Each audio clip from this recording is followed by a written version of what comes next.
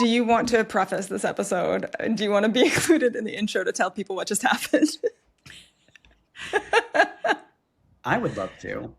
Bekki and I were set to record this morning a different topic, which we will go over later at some point.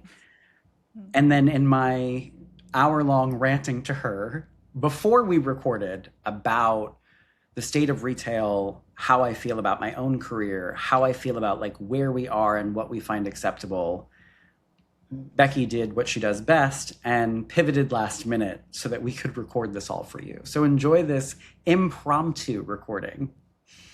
Yeah, this very winding, unstructured, but honestly, I think just what came to mind is like you've talked about how much you enjoy your day to day and how there are a lot of things that you really enjoy about where you are, and I'm just so curious to know. And I know other people have told me this too.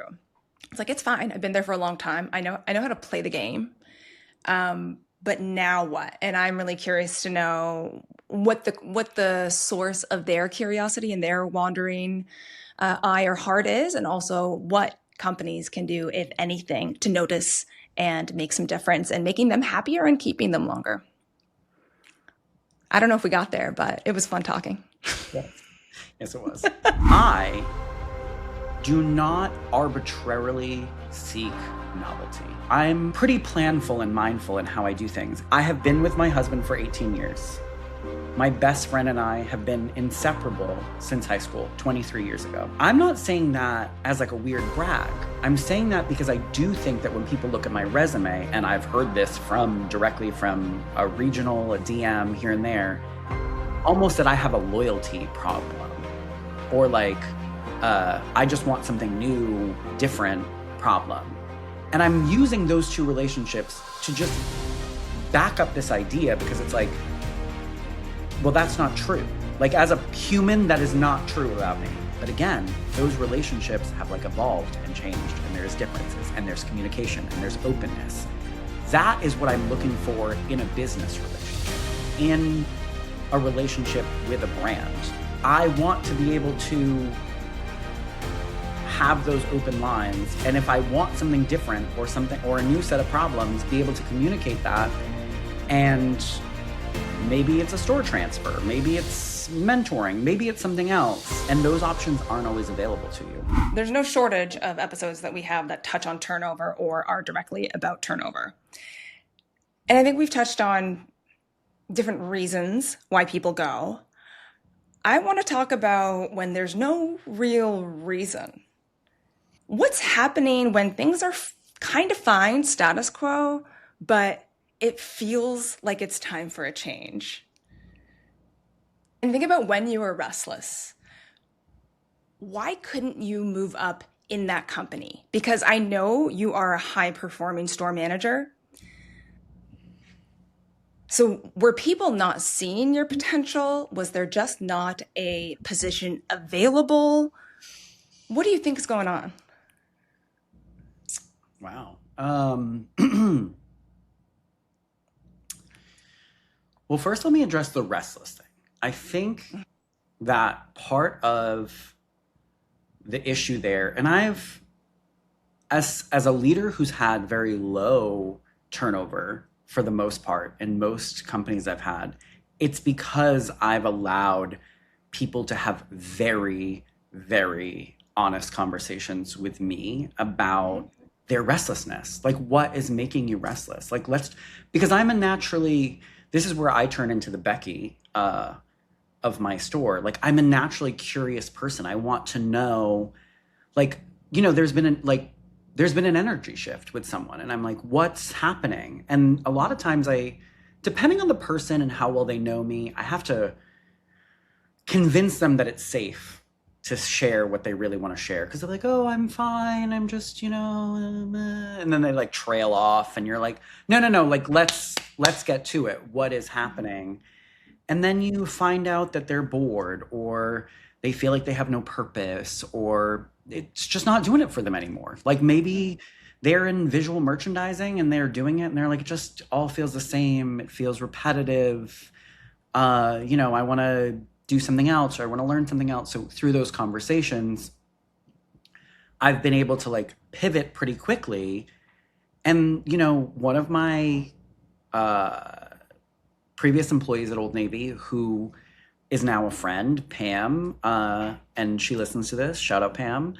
Uh, Pam wanted to do a new thing every day. I mean, practically. It was like, I mean, not every day, but she's the definition of someone who's like consistently restless. You give her a project, she tackles it, she gets it to the best of her ability, maybe even better than most other people. And then immediately, like the next day, she's like, I'm bored. What do you got for me? And then I have to pivot with her constantly. And so part of retaining her is just going on that winding road. And for myself, I feel like it's very different when you're a store manager and more difficult to one, be that transparent with your DM, but also for the DM to give you actual things of value to do, because sometimes it's looked at like, but you have a store to run. Like, what do you mean you don't have enough to do? And for me personally, it's like, I mean, anyone could go back to any of our podcast episodes and be like, you talk about how there's too much to do, and now you're saying you want more to do. So what gives? And it's like, yeah, but do I have a lot to do organically? Because, and I've said this before, because that's what the business necessitates, or are you just throwing a lot at me so I have a lot to do, but half of it is like not necessary, or for lack of a better word, busy work that doesn't have to exist. So I think that's a big piece of the restlessness for store managers. And you see store managers who are in companies for 6 months or 8 months or a year or less. And, you know, there's a lot of conversation about loyalty and whatever. Loyalty is BS, first of all. That's first and foremost. Like, what are we getting for this loyalty? Besides the fact that on my resume, it looks like I can put up with a lot of BS for many years. So that's first and foremost. And second of all, there's so many micro decisions that happen that wear away at you as a store leader over time. And for me personally, I'll just be really transparent and say, for a long time, I thought, okay, I need to build up my resilience to shenanigans. And some of that's true, and I have over time, but it's also like I'm realizing that there's a direct correlation between tolerance for shenanigans and me just going through the motions. So in order for me to tolerate a lot of shenanigans, I have to also, at some level, kind of not care about the outcomes.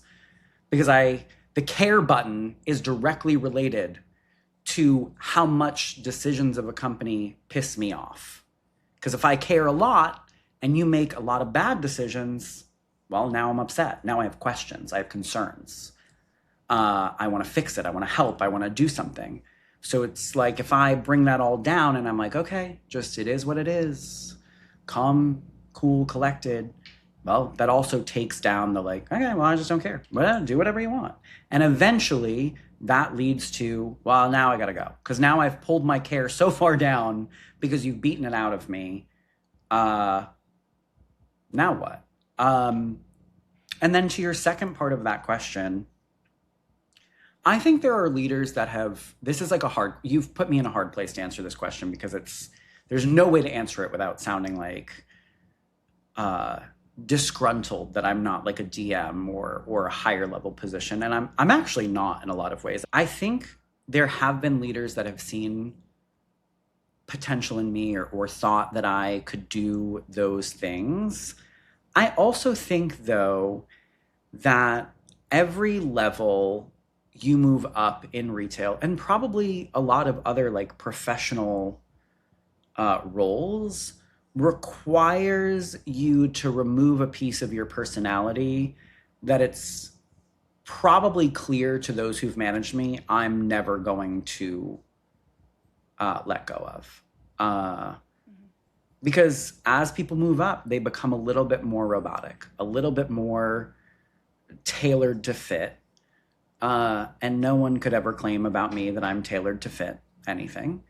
And so I think there's automatically like a recognition of like, ooh, that person would be like would be like a loose cannon or would ruffle feathers. And that's probably true in some ways. And I don't think that anyone looks for people who are going to ruffle feathers. They look for status quo keepers. And I am not a status quo keeper. I mean, maybe that's just what I tell myself to sleep at night. I don't know. But I do think that there's some truth to that for sure. I have so many follow-up questions because there's so many things that I think can present maybe similarly to when somebody, you can probably tell when you think someone is off, when their energy shifts, maybe they're thinking about leaving. Mm-hmm. And you talked about maybe being bored, and what ultimately I heard in you describing it was like, maybe it's not so much bored because you have there's no shortage of things to do, tasks, but maybe you're unfulfilled. Like that's what I heard. And then you even talked about, maybe you're like being tired of something or burned out, but maybe you're not tired. Maybe it's like a powerlessness that's forcing your care lever down. And you talk like conformity and fit, like all of these things I feel like are just really interesting, nuanced ways to think about why someone who is maybe killing it in the company might be leaving. And I think it's important to understand those nuances before you try and solve your turnover problem. And to that point, my next question is, you said sometimes it's really difficult to be transparent with your DM. Why?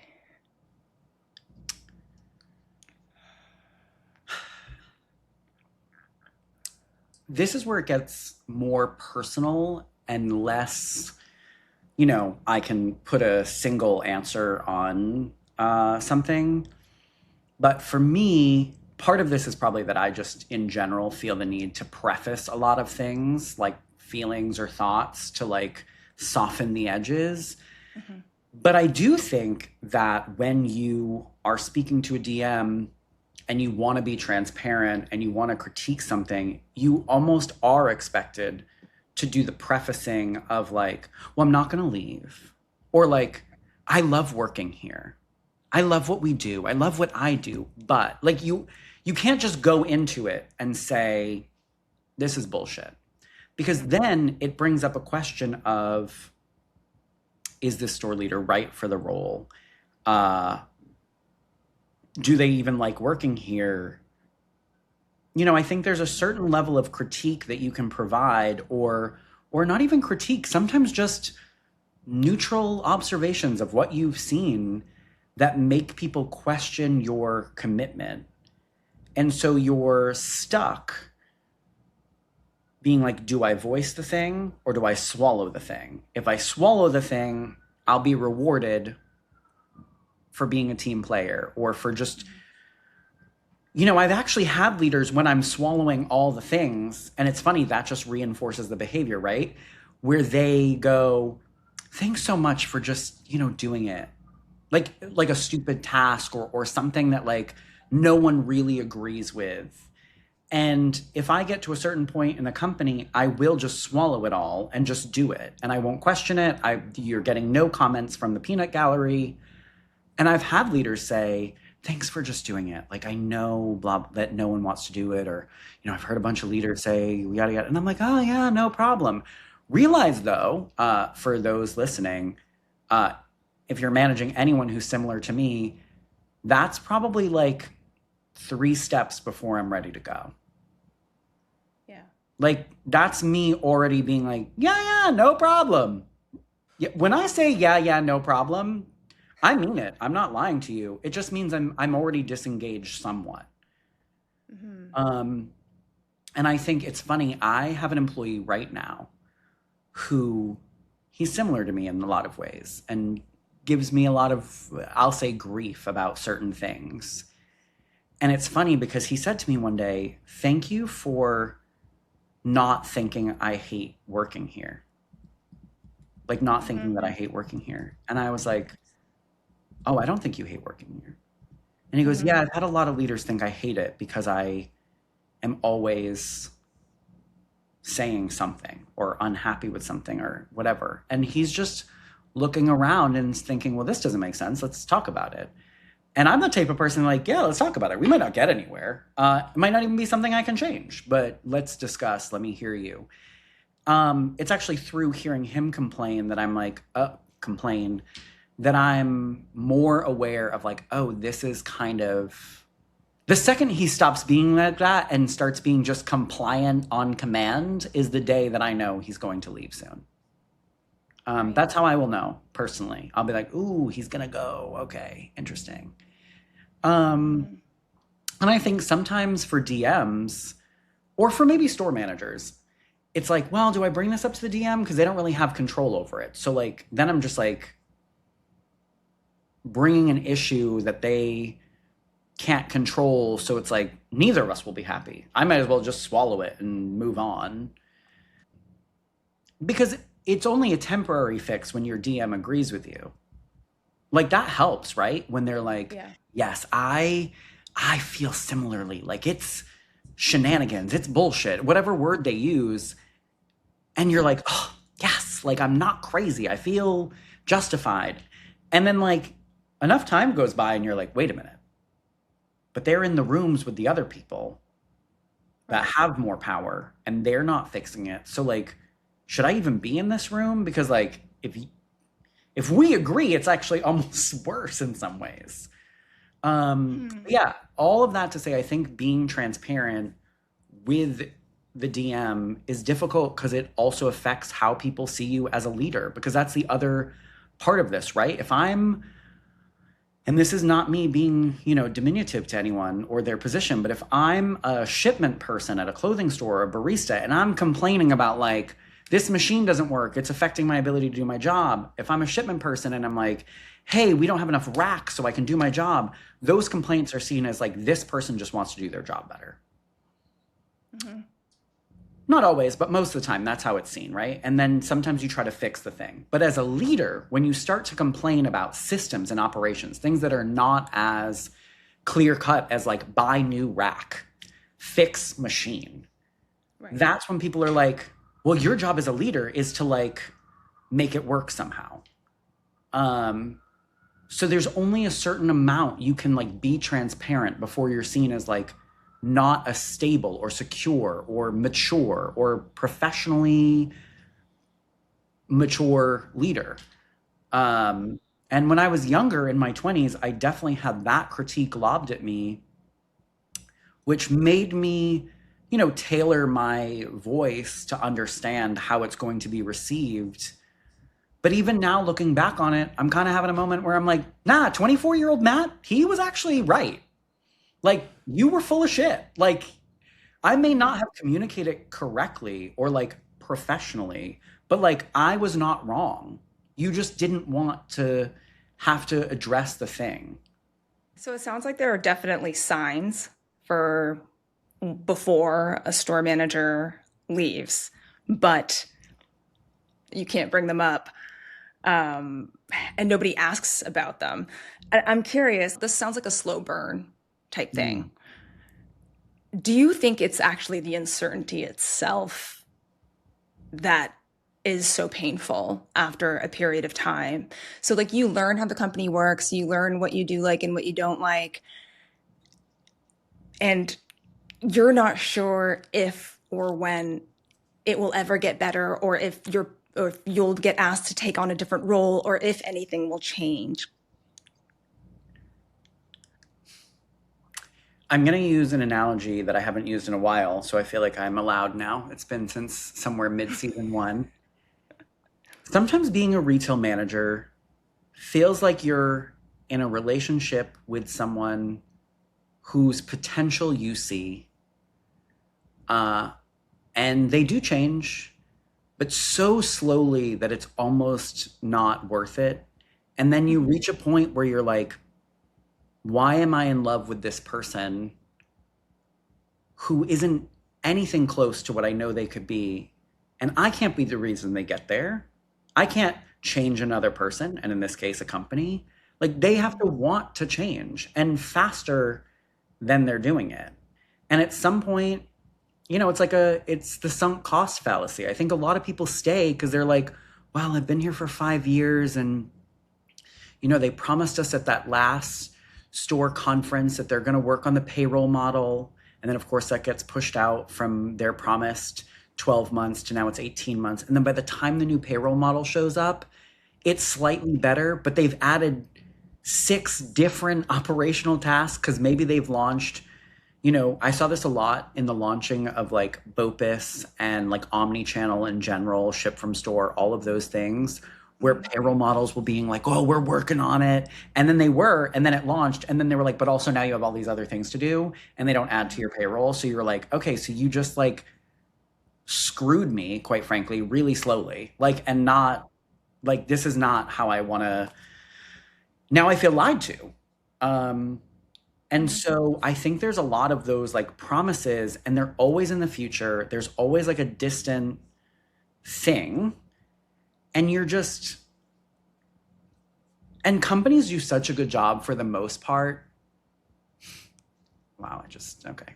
I had a thought, now I'm going to have to go back to it. But companies for the most part do a great job of like selling you on them in the beginning, especially like in the onboarding, in the interviewing. Mm-hmm. And then I feel like it's like that first date, right? You meet someone and they're charming and they got the good job and whatever, they're funny. But then the whole relationship, you're trying to get them to live up to the first date version of them. Because that wasn't them. That was the character they played to get you interested. And I think that it's the same thing in companies a lot of times where you start out and like, even my friends have commented this for me when I'm in onboarding or my biggest flaw as a person maybe is that I believe the lie. Like I go into the onboarding and I'm like, I come home to my husband or to friends at dinner and I'm like, oh my God, no, this is the place. They've got this and they do this. And you know how that I hated that at that other brand that they did it. They solved that issue. They do it this way. Isn't that amazing? And then you get into your store and you slowly crack away at things and you're like, oh. And it's not that I thought that they were going to be flawless. It's just that you actually oversold things. And now I'm here in the role and now I'm waiting for you to live up to that. And for the most part, you don't.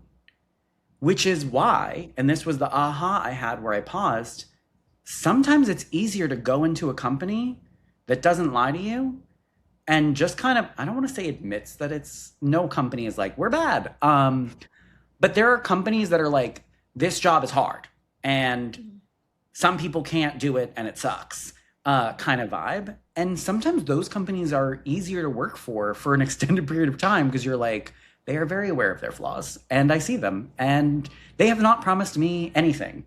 So I'm going to make the best of this and just work within it and go forward because that uncertainty you were talking about, it's not that it doesn't exist, but there's no promises. There's no disparity between who they said they were and who they are, which is what I think creates a lot of the tension. And again, I'm an idiot for believing the lie. I mean, I feel that way frequently about myself where I'm like, okay, well, whose fault is this? Is this their fault for overselling? Or is it just my fault for being dumb enough to believe that a company this big or worth this much money was as good as they said they were? You've run across a lot of the same problems across your roles in different companies and different sectors of the industry, right? Like similar. And the feedback we've gotten from this podcast is like store managers have a lot of overlapping similar problems, no matter the company, no matter the size of the store, etc. Do you think at some point, whether those get better or not, you're just ready for a different set of problems? Yeah, no, I think that's, and I've said that, I think I've said this on a podcast episode, maybe. I've definitely said it in a LinkedIn post, and I'm going to say it again, and I really want you to clip this. This is a request. I do not arbitrarily seek novelty. Like I seek novelty as a person, but not arbitrarily. I'm pretty planful and mindful in how I do things. And I have been with my husband for 18 years. My best friend and I have been inseparable since high school, 23 years ago. Do the math. I'm not saying that as like a weird brag. I'm saying that because I do think that when people look at my resume, and I've heard this directly from a regional, a DM here and there, almost that I have a loyalty problem, or like I just want something new, different problem. And I'm using those two relationships to just back up this idea, because it's like, well, that's not true. Like, as a human, that is not true about me. Like, but again, those relationships have like evolved and changed, and there's differences, and there's communication, and there's openness. And it's like, that is what I'm looking for in a business relationship, in a relationship with a brand. Like, I want to be able to have those open lines. And if I want something different or something, or a new set of problems, be able to communicate that. And maybe it's a store transfer, maybe it's mentoring, maybe it's something else. And those options aren't always available to you. Could you go, so flipping the transparency thing on your DM, can your DM, or would your DM in your experience be transparent with you? What if you went to them and said, not complain, not even bring up a suggestion or give feedback on the system or process or tasks or anything like that, but ask them what they think about you, your potential, your future at the company? I don't know that I've definitely never asked, I don't think. I think I just assume I know. It's a whole other podcast episode, I think. Yeah, I mean, it's interesting though, because I think about employees who come to me who ask that same question. And I think it's a hard question to answer, again, when you don't have enough autonomy or control, because you also don't want to overpromise something that you can't actually help with or have any say in, right? So if an employee comes to me and they're like, do you think I could, and because we get this a lot in retail, right? Someone is going to school to be an accountant, a graphic designer, and they want to work in corporate. And they're asking, like, do you think I could? How would I? Or whatever. And it's like, you can give them your best advice, but if you don't have the actual, your hand on the lever of that thing, you don't want to be like, oh my God, you would be so I've seen your work on Instagram. You'd be such a good, it so matches with the company's art, and you'd be such a good graphic designer for the brand. You don't want to do that, because even though all of that might be true, you don't want them to think that they have a future that maybe they don't have, or you don't know how all that works. And I think even for a DM, I mean, if you say, do you think I could be a DM? It's like, how many DM positions are really there in the world? And like, a lot of store leaders want to be a DM. And so they don't want to answer that question in a way that's going to make, like, almost give you an internal timeline, right? Because the second you tell someone, I think you can, or like, you just need to work on X, well, a go-getter is going to go work on X and then come back to you and be like, all right, like, now what?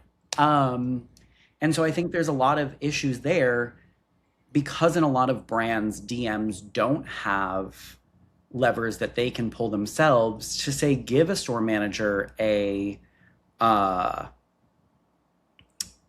stretch assignment or new path to learn something. So they're like, so then it turns into the bureaucracy mess where they're like, well, you'd be great at operations, and maybe we can talk to the people, and then maybe you can be on a call and be the ops captain of the district, but that also, like, that's going to step on this person's toes. So, and then it turns into a whole thing.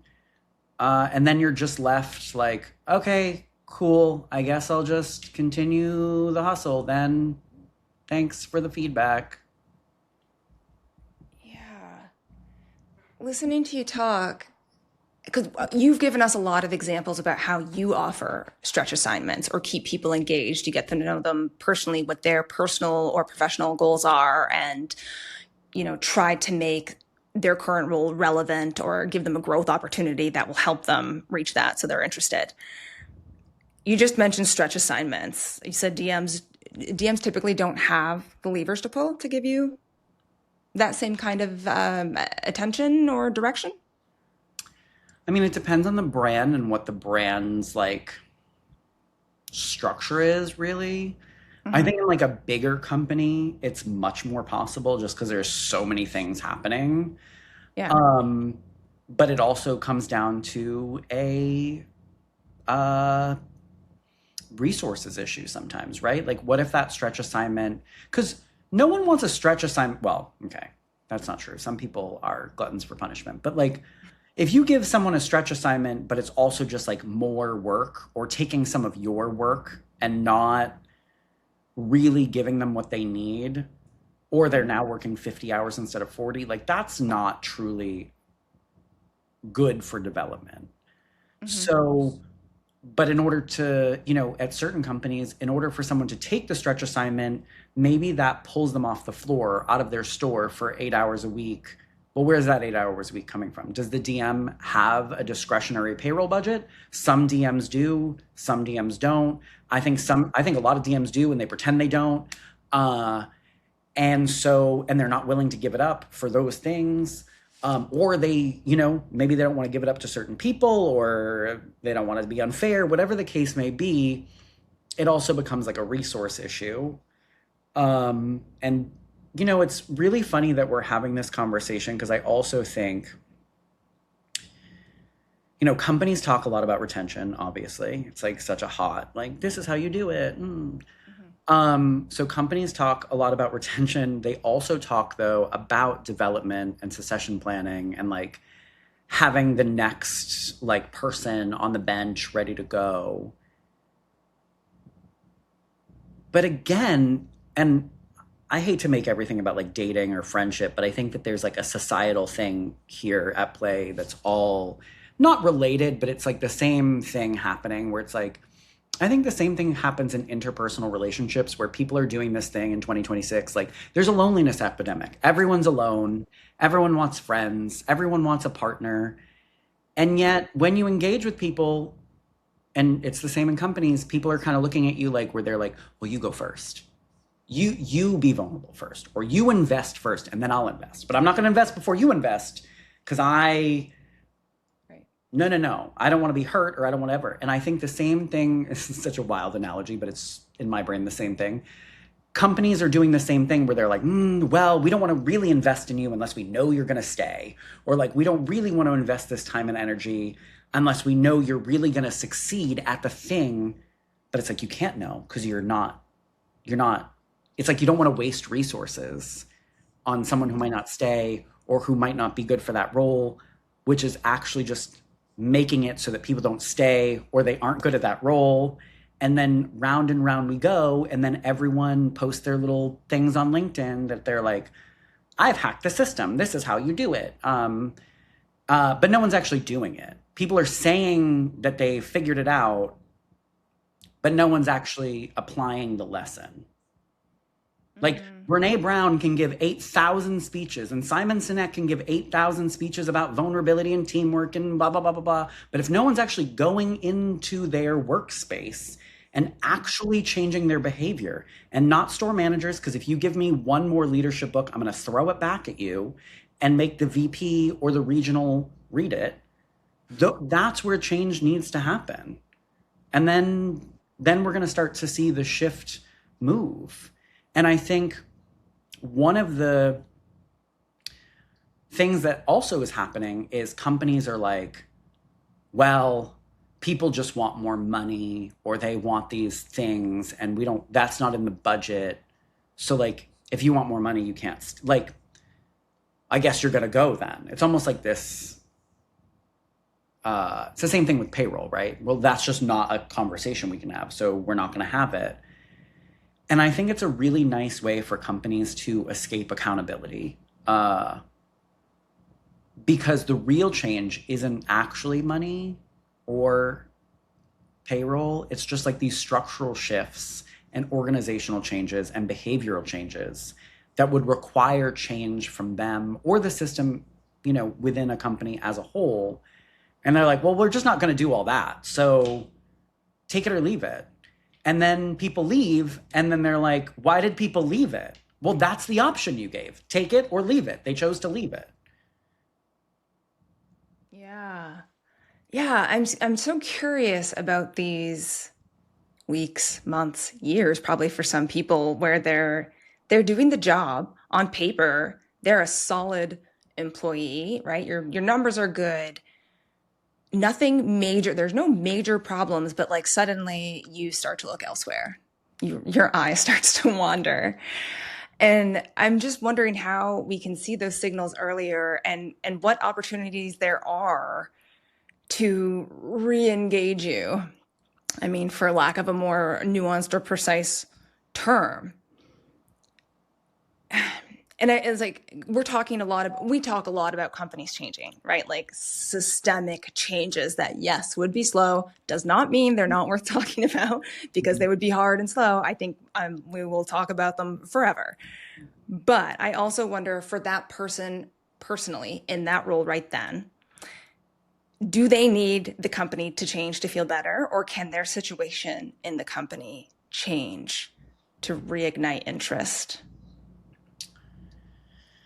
I think that's different for every person. But I think there comes a point on the spectrum of disengagement where where the company could literally do a 180 and it would probably still be too late.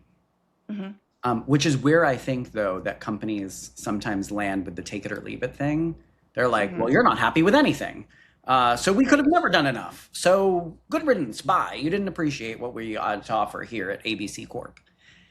And it's like, but it's a pendulum and you let it swing way too far. The problem is that like in that first small swing, in the beginning where changing and re-engaging is possible, most companies, most leaders are not aware enough that the pendulum has even moved, and they don't move fast enough with it, and they don't change enough for that person. They don't have to change the whole organization. That's not what I'm saying. Quick enough, because for me, and like people have written this on LinkedIn, but again, I've yet to see the change in organizations.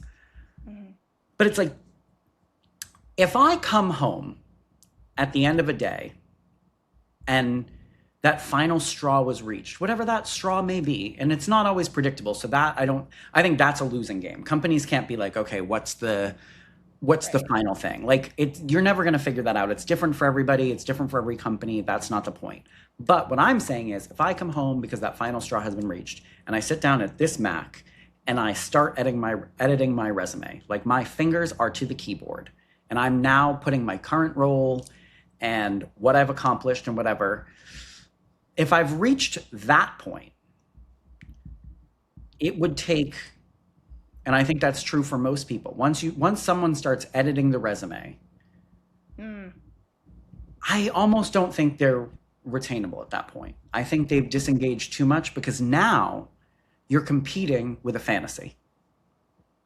Right. You're competing with the grass is greener mentality. And I know that. I'm smart enough to know when I'm sitting at a resume that I am also comparing my job to a fantasy. But there are so many horrid, poorly run, sad excuse for leadership organizations within retail, and we all know it, that the fantasy is fine because you're like, well, there'll always be another crappy retail company to come back to you know what I mean? Like, it's not like you're leaving, most people aren't leaving an organization that is well run and organized and consistent. And they can't be because, they're going quarter by quarter. So that's a whole other thing that we've talked about. But because of that, though, it's like you kind of, it's kind of like what we were talking about with the ego and pride thing. Like if you join a company in the upswing when they still got pride before they get ego, well, theoretically, and I've actually seen this on people's resumes, I clock it right away, where they've just jumped from that climb. And the second the organization hits ego, they jump to another growing company and they kind of like ride the same wave because it's really fun to be on that wave. I've been in organizations. That's when organizations are at their best. Um, and so it's like they ride the wave and then just keep jumping. And so if you're at the point where you're like, ooh, I could jump to the, oh, that's a growing company. Yeah, they're going to have a lot of problems because they're not going to know how, maybe their organizational systems or whatever aren't the best, but, oh, they're on that wave. I'm going to, you know what, that would be better than the slump we're in where we already think we're too good and we're not willing to change. So yeah, I'm just going to jump to that. And then, yeah, true. In 9 months, when that other brand hits the point and you look at that person and you're like, wow, how unloyal. They're just jumping around. No, they just want to work somewhere that's like happy and fun and excited to change and they're in the change. And that's when companies are still receptive to feedback. Or when they're on the extreme downward side, because a lot of times too, they're like, any new ideas? And so all of this to say that once someone sits down and starts editing their resume, I don't know, I think it's too late. You need to get the person when when there's an energy shift. And I think that's not something an organization as a whole can necessarily be attuned to. That's something that person's leader needs to figure out. Like, what is their baseline in general, and has it shifted? And I would argue that sometimes even overperformance can be a sign that someone's leaving. Like they're doing better than they've ever done. And you're like, oh, okay. Like all of a sudden they're a go-getter. And, I'm not saying that every time that happens, but sometimes that's people trying to hide their disengagement through overcompensation. So it's like, what is your employee's baseline and where have they gone now? And like, get curious about what's happening, what's the shift. And do any channels exist for you to be able to communicate with any of your leaders about that happening? So I know you have an annual or biannual engagement survey where you could choose to, write open comments or something like that. One-to-one meetings, team meetings, like how do any channels exist where you could tell the company or your leader that pendulum has swung so far that I'm getting a little bit disillusioned with this role? And do you feel like you have any kind of like responsibility to take agency of your own career and your own happiness to communicate that somehow? I think my agency lies in leaving. That's where my agency lies. It feels like the only choice you have? Yeah, I think a lot of times it does, because you're like, okay, well, I keep being promised things or they seem unwilling to change. So it's like, and no one actually, well, with the exception of rare few, no one actually wants to be the complainer, right? No one wants to, every time they talk to their boss, be like, and another thing. And so I think a lot of people, myself especially, get to the point where you're like, okay, I'm about to end another thing, my boss. And like, I don't want to do this today, because then they're going to try to make me feel better or do the thing. And like, but again, they don't have the control, so they can't really do anything. So now we're just in this like back and forth that doesn't really make sense. So it's like, I have some agency and I can be honest. In most roles, you can be a little bit honest, but you have to be careful about how you say it and what you say. Yeah. But I think leaving oftentimes does feel like the only actual choice you have, because you can never go back from, and I think this is kind of the issue, right? Like you can never come back from, or it feels like you can never come back from, I'm really unhappy and here are some of the things that would make it better or make me feel fulfilled or like the role. Because even if those things change or fix it, is like, is your boss now just going to always be like, are you disengaged? Are you like, it feels like there's no coming back from that. Yeah. Yeah, I think the reason I keep asking this question is you made a comment earlier on that was like, something about unless you're a company that's incredibly well run and organized or something. I've never seen that.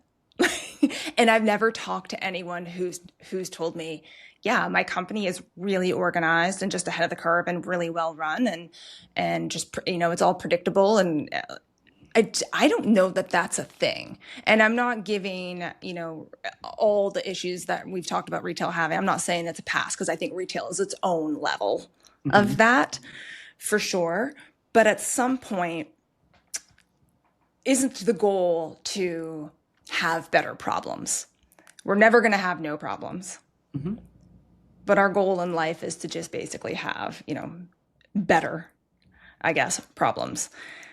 And I guess that's what I'm trying to circle around here is like, let's say things stay the way they are, or course correct wildly slowly, like Titanic, course change. Is there something that we can do to keep great leaders in retail now while we fight the good fight?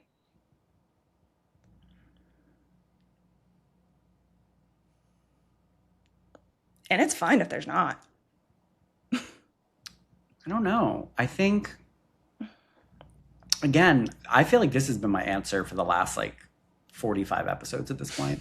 I don't even know if we have that many episodes, but I feel like we've had like a lot of the answers of a lot of the problems have been the same, which for me comes down to like, can we just have the honest conversation? Like Yeah. that's all I really want. I think that's Yeah. all a lot of people want. And again, in small moments, I've seen retail do it. And it's weird to me that no one's learned the lesson yet. Because when companies, Old Navy did this once at a retail conference. I cannot remember what the issue was, if I'm honest. I don't think it was payroll, but it was like something where they were like, we screwed up. Like this was bad. And I just remember people being like, leaving the conference, and like all people remembered from that whole session was like, I can't believe they admitted. Like it almost solved the problem for a lot of people of like, wow, they just admitted that it's bad. Like that Yeah. this, and they're going to try to fix it. Okay. And I think a lot of what we're talking about now really does come down to, and again, I'm going to use the same example, but it's like, it's the same thing in a relationship, like, or a friendship or any sort of interpersonal things. And I use this analogy a lot because I think all interpersonal things are the same. Like we all bring our full selves to work, whether we want to or not. You think you're not bringing your past to work? Oh, you are. You know what I mean? That trauma because daddy didn't love you, it's coming into the office. You either are admitting it's coming into the office and you're aware of it, or you're not. And you're bringing it in subtle ways. And I think the same about all these interpersonal work relationships. But it's like in a relationship, it is much better when you can sit down with a person and be like, this is the problem we're having. Yeah. And even if the other person is like, I don't even know what to do about that because I've been this way for so long. This just might be how I am for now. And like, you can either stay with me in this journey that I'm in, or maybe you need to go because that's what's healthy for you. But this is how I'm going to be. That's so different than someone being like, here you go, coming with your fake problems again. Like, it's the same exact thing. Like, if companies were just like, we're so, like, give me the company that's like, we're actually just a bunch of flaws all together as one, trying to do our best. Give me that company. Oh my God. Like, I might never leave because that's like, because then also the pressure to be fake or to pretend is alleviated. And one of the things that I don't think I've said directly in this episode, but it's becoming clear to me now that I'm saying, like, about to say this, is a lot of that exhaustion about the same problems is the pretending, or the having to pretend that they don't exist, or that you're fine with them, or like you just want to be the good little retail soldier that doesn't talk about payroll again, or whatever the thing you're not supposed to talk about is. So you pretend. And that pretending, it doesn't matter whether we're in work or in life, becomes exhausting, which is also funny to me that we always talk about like, bring your authentic self to work. Well, my authentic self has a lot of problems with what we're doing, and I can't talk about it. So now you're asking me to perform like I'm in a bad Broadway show, playing retail store manager. Hi, welcome in. And cue dance number. And now I'm tired because I don't want to do this performance anymore. Maybe there's somewhere else I can do a different performance that's a little less exhausting. Okay, final question. If the company, because again, I'm kind of just like exploring what the real frustration is, the heart, the underlying layer of this problem. So let's say a company admits and says, we know this is an ideal. We know. Let's say they say it every year, every quarter. Do you feel better? Do you feel better just being seen, even if it stays? Or does that have to come with either change or some kind of explanation for why it can't change, even if that explanation is we don't have time or we don't think it is an investment priority right now? I think that works for a while. I mean, I don't think you Buy can do some it for time. quarters or years, but Right. I think you can do it for a while. I would say like even 18 months for the same problem, let's say. I think eventually people have to see some sort of even incremental movement in that thing for that to be okay. But then I also think,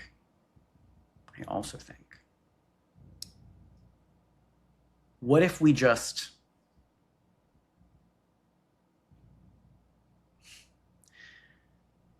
I can't say that on this podcast. We'll have a whole other episode to do now.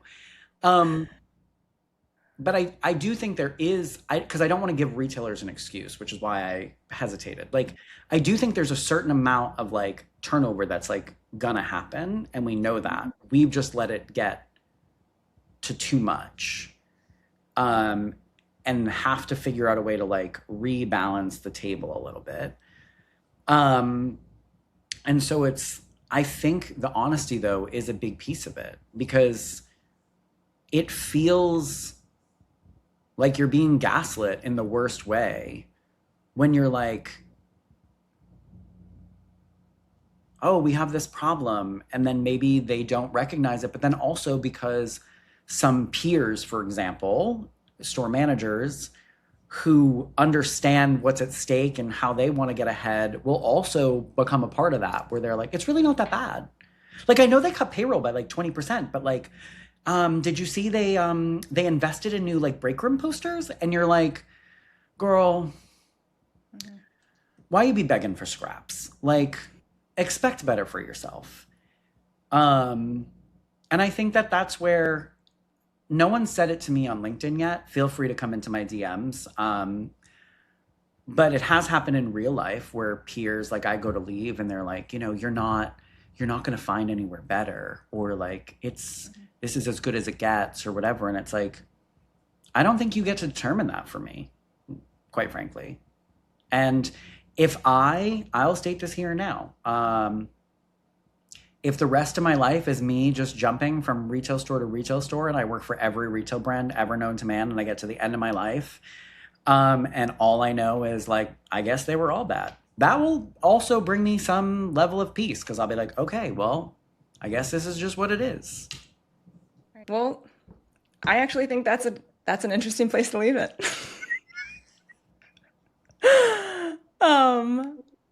Yeah. Any final thoughts? No. Thanks as always, Matt. Thank you. You're listening to Dear Corporate, Love Stores.